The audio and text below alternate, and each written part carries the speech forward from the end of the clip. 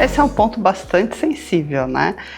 Durante muito tempo na minha vida, eu acreditei que um líder ele pudesse ser formado, mas a maturidade e os cabelos brancos, eles têm que ter alguma função. E eu tenho muito na minha cabeça que às vezes a gente não consegue colocar um peixe para subir a árvore sem que traga sofrimento para o peixe. Então eu não acredito que você consiga formar alguém como líder se a pessoa não tiver uma predisposição para liderança. Ela pode não ter técnica, ela pode não saber as melhores práticas, mas ela não ter uma predisposição para liderança, eu acho utópico, porque vai gerar sofrimento para ela. Imagina uma pessoa que ela não gosta de pessoas, e existem pessoas assim, como que ela vai liderar bem? Ela vai liderar bem máquinas, pessoas não. Tem pessoas que elas não gostam de se expor, elas não gostam de se comunicar, elas não gostam de falar em público. Como elas vão conseguir liderar? Porque a liderança tem muito do inspirar, tem muito do conectar com pessoas, fazer com que as pessoas acreditem naquilo que você acredita. E se para você isso é um sofrimento, dificilmente você vai ser um bom líder. Então eu acredito que você tendo uma pessoa que não tem a técnica da liderança, não é um bom comunicador, mas gosta de gente, consegue influenciar pessoas, a comunicação a gente ensina, a técnica a gente ensina, o comportamental não. Então eu acredito que as pessoas elas têm predisposição para liderança e outras não. Não acredito na liderança nata, a pessoa já nasce pronta, não acredito nisso. Mas ela tem que querer e ela tem que gostar, não basta só querer. Porque às vezes também a liderança, ela fascina. Eu quero ser líder, eu quero influenciar as pessoas, mas você é um peixe, peixe não sobe na árvore. Então eu acredito realmente que a gente não é que nasce, mas a gente desenvolve algumas habilidades ao longo da vida que nos facilitam a liderança, essa predisposição. E aí você vem associando técnicas, boas práticas, e você consegue transformar essa pessoa num bom líder. Se ela não tem essa predisposição, dificilmente você vai conseguir transformá-la num líder. Você pode fazer o melhor treinamento, você pode colocar a pessoa com a melhor equipe, que ela não vai conseguir desempenhar e ser um bom líder. É isso que eu imagino. Eu sou uma pessoa introvertida e até tímida em alguns momentos, mas eu parto do princípio que eu gosto de gente. Então eu gosto de escutar, eu gosto de ensinar, eu gosto de conduzir. Então eu acredito que isso me traga uma segurança para que nos momentos em que eu tenho que me expor, eu consiga me expor com tranquilidade e conduzir muito bem a minha equipe. Eu nunca vou ser aquele líder do yes, yes, yes, uhul, vamos lá, galera. Não sou. Eu motivo e incentivo a minha equipe por outros caminhos. Então eu não acredito que um bom líder ele precisa ser a galera do yes, yes, yes, do hu, vamos, não acredito nisso. É óbvio que se você está liderando um time comercial, por exemplo, você precisa ter mais energia, você precisa ter mais vigor, você precisa ter até a tua composição corporal, a forma como você fala, ela tem que ser outra. É você encontrar a pessoa certa para a liderança correta. Então, eu particularmente teria dificuldade em estar ali na frente de um time comercial, porque eu não sou essa pessoa do vamos e tudo mais, entendeu? Mas em contrapartida, eu acredito de verdade que o ponto principal é você gostar de gente. Porque você gostando de gente, você conseguindo ter essa conexão com as pessoas, você influencia e direciona por caminhos diferentes. São maneiras diferentes de exercer a liderança. Não necessariamente o líder tem que ser o cara que ele sobe no palco e arrasa e seja um showman. Não, mas ele tem que conseguir comunicar do jeito dele, sem ser artificial, e engajar o time ou por um caminho mais emocional e de conexão, ou por um caminho mais de energia. Eu acho que são modelos diferentes de liderança. Se a gente olha para a nossa empresa hoje, eu e o Renato somos pessoas totalmente diferentes. O Renato é o cara da energia, eu sou a pessoa da emoção. Então o Renato, ele traz o trator, ele traz o peso, eu conecto por outro caminho. Eu acredito muito nessa liderança certa, com a pessoa certa, as coisas se encaixam e as coisas fluem. Se você tentar me colocar para liderar um time comercial, eu posso até conseguir, mas vai exigir muito mais energia, vai exigir muito mais dedicação para que eu consiga entregar o resultado que eu preciso entregar. Em contrapartida, eu conduzindo os times ali de backstage, de back-office, que é onde eu navego muito bem, eu vou ter muito mais habilidade. Então também não adianta eu tentar encaixar um líder numa área que ele não tem conhecimento técnico, não tem vivência e não tem experiência, porque também a coisa não vai fluir, né? Eu também não acredito que um líder, só por ele ser líder, ele consegue liderar qualquer time de maneira adequada. O conhecimento técnico, ele também é extremamente importante para que a gente consiga fazer uma condução muito bem tranquila e suave e, óbvio, com muito resultado. Dificilmente você vai liderar bem se você não conhecer minimamente a área que você vai liderar. Imagina você um profissional da área financeira tendo que liderar um time comercial. Você é um profissional da área jurídica tendo que liderar um time de redes sociais. Dificilmente você vai ter condições de discutir com o seu time e direcionar adequadamente. Então, é um pré-requisito? No meu ponto de vista, sim. Embora os livros de administração, os livros de gestão, eles falam, um bom gestor consegue liderar qualquer time. Consegue, até a página 2. Se você precisar de profundidade, uma discussão técnica, e muitas vezes a função do líder é simplesmente não soltar a mão da equipe no momento de grande estresse, de grande desafio, como você vai fazer isso se você não tem minimamente conhecimento técnico? Então, pode ser que uma pessoa da área jurídica gerencie bem um time de redes sociais? Pode ser, mas ele vai precisar se aprofundar, estudar, porque senão ele não sabe nem que perguntas ele vai fazer para o time. Ele vai falar o que para o time? Vai falar a pergunta mais clichê do mundo: como estamos? Então, ele não vai conseguir discutir. E esse número, por que você está indo por esse caminho? Esse caminho não vai chegar onde a gente precisa chegar. Então, você precisa ter um suporte técnico.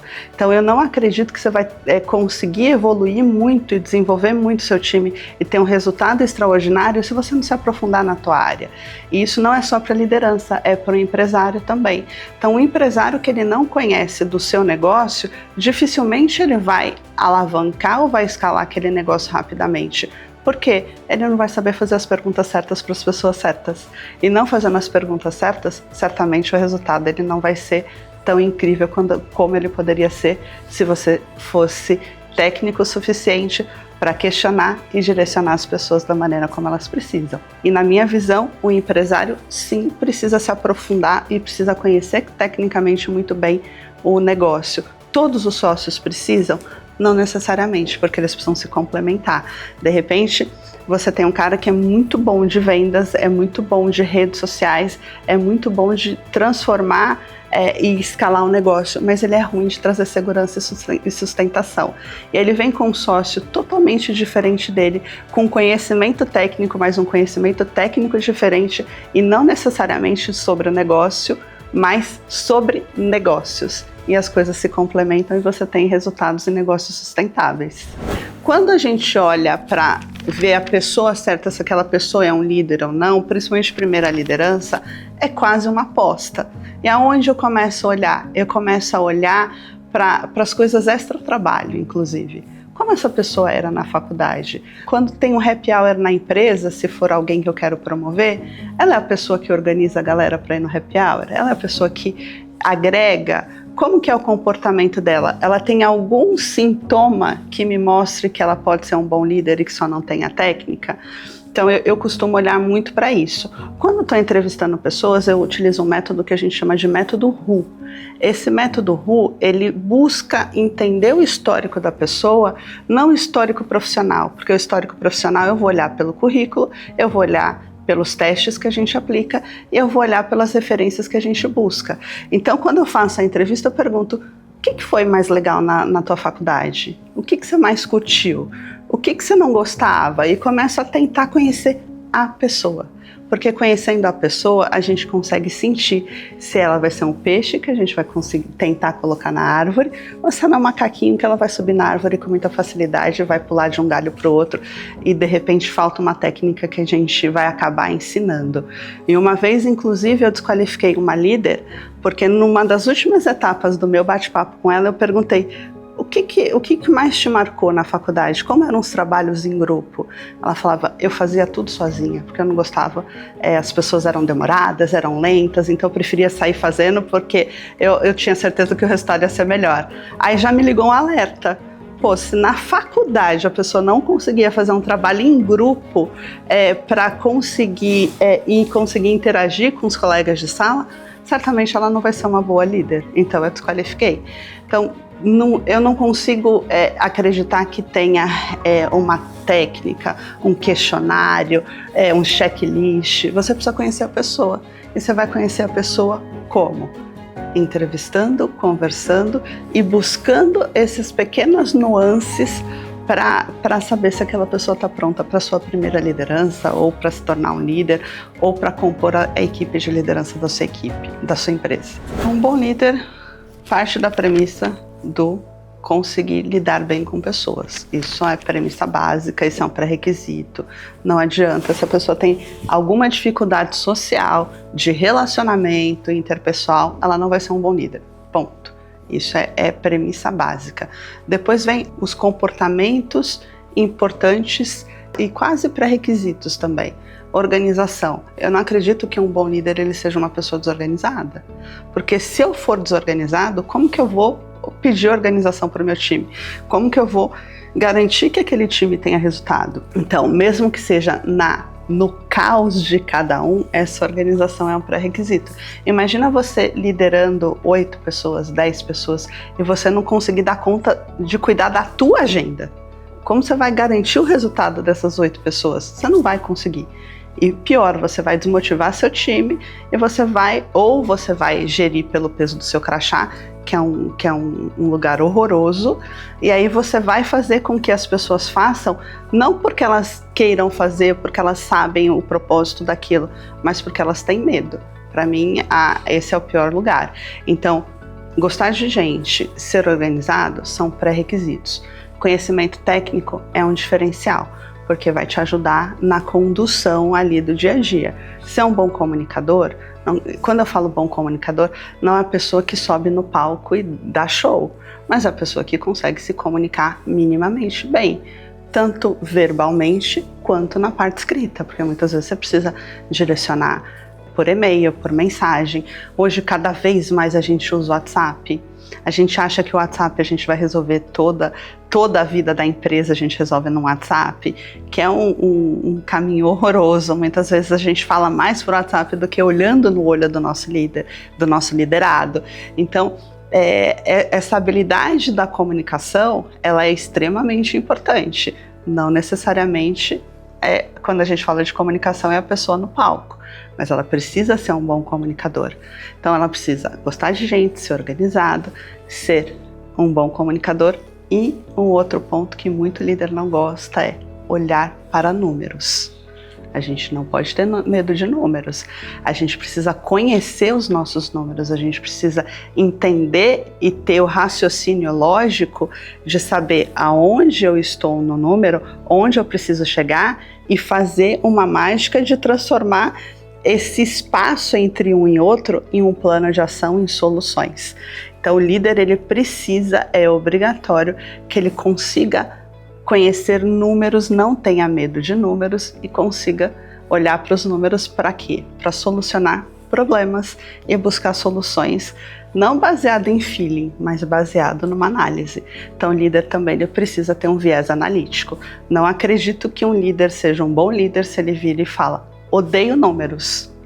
Como que eu vou garantir o resultado da empresa se eu não olhar para os números? Só na inspiração? Não. Mesmo porque um resultado ele é, 1% inspiração e 99% transpiração. A gente tem que buscar construir o resultado. E se eu não construo isso olhando para os números, a chance de eu ir para o lugar errado é muito grande. Não é só de inspiração que uma liderança é feita. Ela tem muita transpiração e muita técnica e muitos números. Então, se a pessoa não gosta de número, ela pode até liderar, mas de novo, até a página 2. Dali para frente fica, como a gente fala aqui, fica fundo para ela. Vamos lá, eu acho muito infantil a gente falar que um líder ele não tem que cobrar resultado. É infantil. Uma empresa, ela existe para quê? Para gerar valor, gerar dinheiro para os acionistas. Simples assim. Não existe por outro motivo, senão não seria uma empresa. A empresa, ela existe para gerar dinheiro para os acionistas, para os sócios, para os donos. Não tem outro caminho. E como que eu vou gerar esse valor sem que eu cobre resultados? Não existe essa de liderança. Eu sou empático, eu me coloco na cadeira do meu liderado. Cara, não existe. Isso é um romantismo que não cabe no universo corporativo. E se falado isso nas empresas e tudo mais, desculpa, é mentira. É mentira, porque no fim do dia, seja a maior empresa do mundo, seja a menor empresa do mundo, no fim do dia, no fim do ano, todo mundo quer ver quanto sobrou na conta. Esse é o ponto, não tem outro. Vou ser empático com o meu liderado. Mas peraí, como assim? Está trazendo resultado? Não está trazendo resultado? Não tem como, o líder tem que cobrar resultado. Não existe isso. Não existe um lugar, não existe uma empresa que ela não exista para no final do ano ter uma lucratividade, ter dinheiro no caixa. Não existe. Porque senão eu vou criar um ambiente onde é todo mundo amiguinho, todo mundo empático, e eu não vou ter dinheiro para pagar salário. As coisas não se conectam, as coisas não se encaixam. É óbvio que eu não preciso fazer isso de uma maneira escrota. Eu não estou falando que a gente tem que gritar com todo mundo, tem que dar porrada em todo mundo, não é isso. São coisas completamente diferentes. Então, eu acredito que sim, o líder é obrigado a entregar resultado, mas ele não precisa ser escroto para que isso seja feito.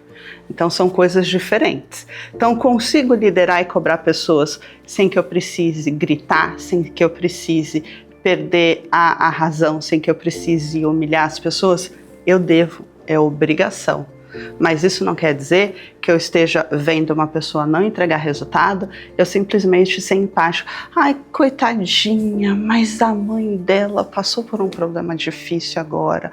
Mas coitadinha, ela se separou. Mas coitadinho, ele brigou com a namorada. Gente, não dá. É óbvio que a gente sabe que não dá para separar vida pessoal da vida profissional, mas isso não pode se perpetuar. Então, por exemplo, eu tive problemas muito sérios com a saúde dos meus filhos, muito sérios. Meu filho ficou na UTI várias vezes, minha filha teve um problema muito sério com depressão e ficou internada várias vezes, mas isso, em hipótese alguma, podia afetar o resultado que eu tinha que entregar nas empresas e principalmente a forma como eu lidava com os meus liderados. Eu não podia levar um problema que era meu para o meu time. Não adianta, isso é empatia. Quando a gente fala em empatia, é o quê? Eu realmente me colocar no lugar do outro. Eu realmente me colocar no sentimento do outro. Imagina se meu time inteiro, na época que meu filho estivesse na UTI, estivesse na mesma vibração que a minha. Onde a empresa ia chegar? Ela ia morrer. Ela não ia chegar no final do ano. Então a gente precisa dividir isso. Pode parecer meio duro, pode parecer até meio sem sentimento, mas eu falo que é uma visão pragmática e prática. Porque no fim do dia, se no final eu não conseguir entregar o resultado que eu tenho que entregar, independente da minha vida pessoal, eu vou prejudicar não só o meu cargo na empresa, não só a minha área, mas a empresa como um todo. E se a gente está no jogo, é aquela brincadeira. Se não sabe brincar, não desce pro play. Então, se você assumiu um papel de ser líder, tem ônus e tem bônus. E esse de dividir a vida pessoal da vida profissional é um deles. Então, empatia para mim no trabalho não existe. Existe sim trabalho em equipe, existe sim simpatia, existe sim cordialidade, existe sim você tratar bem o seu time. Não necessariamente empatia. Para mim, empatia não cabe no local de trabalho. Ela pode, inclusive, ser prejudicial, porque eu vou me colocar tanto no lugar do coleguinha que vai certamente afetar de maneira negativa o resultado. Momentos de crise, eles são muito complexos de serem... de você lidar com o time nesses momentos. O primeiro passo é você nunca perder a clareza. É quase, sabe aquela coisa de nunca perder a esperança? Então eu não posso perder a clareza e nem a esperança que aquilo é temporário e passageiro. Porque se eu entrar nesse lugar, o time entra em colapso. Então, a primeira coisa quando existe uma crise é você se manter no centro. Você pode não saber como resolver ainda, mas se você transparecer a sua ansiedade, o seu medo para o seu time, certamente eles vão travar e você não vai conseguir sair do outro lado. Então o líder ele tem a obrigação de estar ali, não, galera, vamos lá, a gente vai conseguir superar. Posso não ter um plano claro ainda, mas me dá um pouquinho de tempo que eu vou buscar esse plano. Então ter essa sobriedade, essa maturidade para qualquer momento de crise é extremamente importante. Outra coisa, para mim, líder que solta a mão do time no momento de crise não é líder. É ninguém solta a mão de ninguém. Quem tem que estar no front da batalha é o líder, seja direcionando, seja apoiando ou simplesmente levando um cafezinho pro liderado durante uma madrugada de trabalho, porque às vezes a gente não tem o que fazer. Às vezes a gente não coloca mais a mão na massa e nem sabe mais colocar a mão na massa e tá tudo bem. Mas se o time tá com um desafio muito grande que vai precisar romper uma madrugada, o líder tem a obrigação de estar ali apoiando, suportando e muitas vezes servindo um chocolate, pegando um cafezinho e tá ali nesse suporte. Então acho que no momento de crise, o primeiro ponto é traga segurança para o seu time. Traga a segurança que você tem um plano e busque esse plano. Muitas vezes a gente não tem esse plano, mas a gente tem a obrigação de compor o plano e trazer clareza para o time. Mas a segurança é primordial, é fator chave, porque você precisa tranquilizar a galera, respira, não pira e a gente vai sair do outro lado. Então isso traz tranquilidade para que você não precise lidar com os desafios emocionais do seu time. Porque se você cair, você vai ter dois problemas. Primeiro, voltar para o centro e depois trazer o seu time para o centro de novo. O líder, ele precisa ter essa visão de que em momentos de crise ele não pode pirar. Vai pro banheiro, chora lá, se derrete que nem novela das 8 e tá tudo bem. Mas pros liderados ele tem que estar pleno, tem que estar firme para trazer segurança para que a crise ela seja o mais passageira possível. É um tema muito polêmico isso, muito polêmico. Eu vim de mercados muito masculinizados, então eu sou formada em engenharia de software, trabalhei muito tempo em fábricas de software, que quando eu me formei eram majoritariamente masculinas, e depois eu migrei para o universo de engenharia, com grandes obras e tudo mais, no universo totalmente masculino. Então, meu primeiro grande projeto, eu vou até falar o nome o apelido do rapaz. O apelido dele era Jamanta. O apelido já diz muito sobre, né? Pessoa doce, sensível, era uma belezinha. E eu me lembro de a gente estava num projeto no Rio, era um domingo, eu fui de saia e sandalinha. Sempre fui uma pessoa muito sóbria, muito discreta, mas estava um calor horroroso, onde a gente ficava, não tinha ar-condicionado. Eu fui de saia e sandalinha. E ele foi extremamente machista quando eu entrei na sala, fez algumas piadas totalmente desnecessárias. O que aconteceu a partir de ali? Eu me fechei. Então, comecei a ir mais masculina para o trabalho. Então, naturalmente, a mulher, quando ela passa por uma situação dessa, o que ela faz? Naturalmente ela se fecha, o que é muito pesado emocionalmente pra gente, porque, poxa, qual era o problema de eu estar de saia? Não era uma saia curta, então, e a piada dele foi, inclusive, de questionar o meu intelectual porque eu estava de saia. Então, assim, é realmente pesado. Tudo bem que isso faz bastante tempo, a gente evoluiu muito nesse sentido, embora eu acredito que em algumas empresas a igualdade ou a equidade é muito por uma questão que é obrigatória. Então, o mercado exige hoje, existem programas do governo como a Empresa Cidadã que exige a presença feminina não só em cargos operacionais, mas em cargos de liderança. Então depende muito do ambiente que você está inserido. Depois dessa situação, eu nunca mais passei por nenhuma situação parecida, porque eu comecei a me portar diferente. Então eu me fechei muito, eu me tornei uma profissional muito mais fechada, muito menos aberta a brincadeiras e tudo mais. Por quê? Porque era a forma como eu me protegia. Então eu acredito que para a mulher é um desafio um pouco maior. Ainda é um desafio um pouco maior.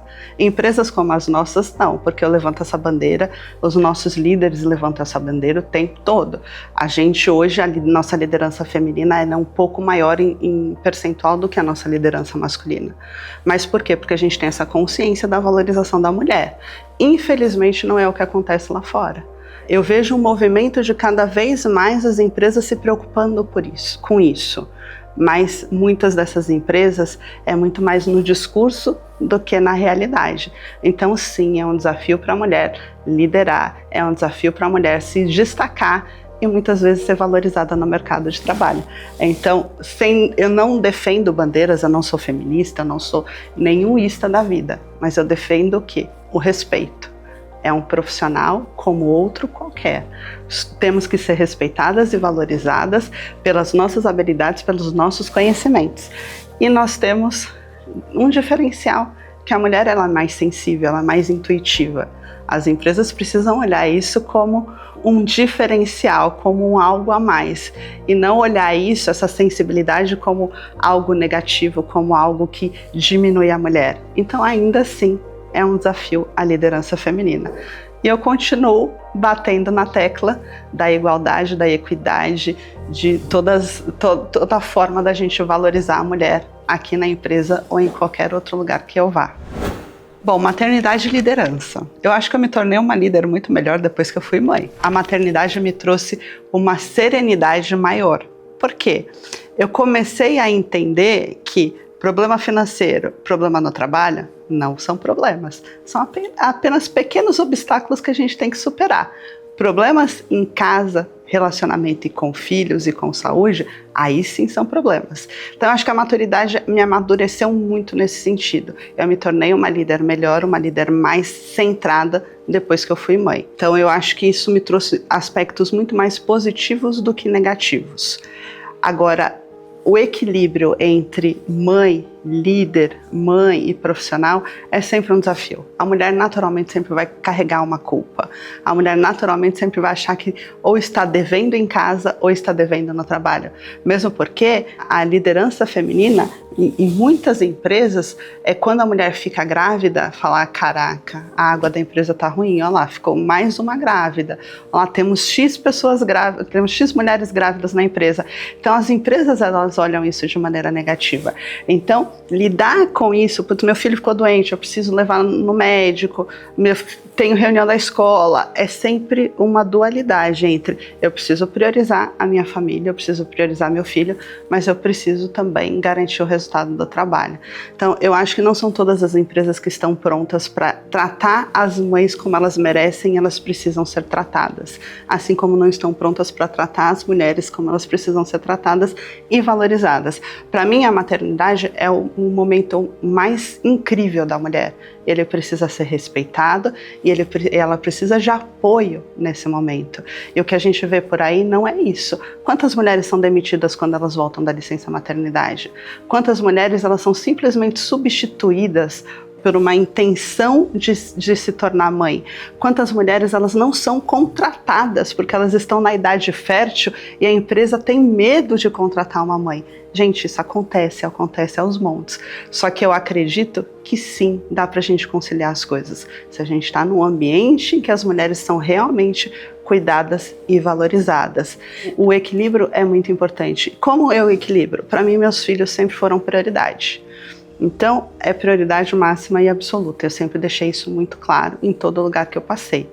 Então, tá doente? Eu vou levar no hospital. Vou dar um jeito de levar no hospital. Nem que eu vire noite para buscar o resultado que eu tenho que buscar. Mas sempre vai ser prioridade. tem reunião da escola e tem que ser no horário comercial, eu vou fazer a coisa acontecer fora do horário e vou na reunião da escola como tem que ser. Então eu equilibro muito isso. E quando as mães da minha equipe falam, meu filho está doente, o que você está fazendo aqui? Tem trabalho, tem apresentação do meu filho na escola, eu não vou poder estar aqui na reunião que você marcou. A gente remarca.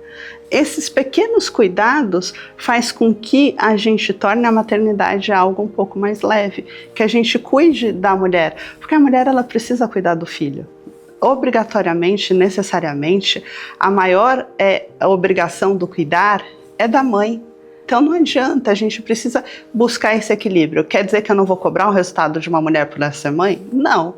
Quer dizer que a gente vai flexibilizando algumas coisas, a gente vai cuidando e valorizando algumas coisas para que ela consiga entregar o resultado que ela precisa entregar e principalmente entregar o resultado de ser mãe, que para a gente é extremamente importante.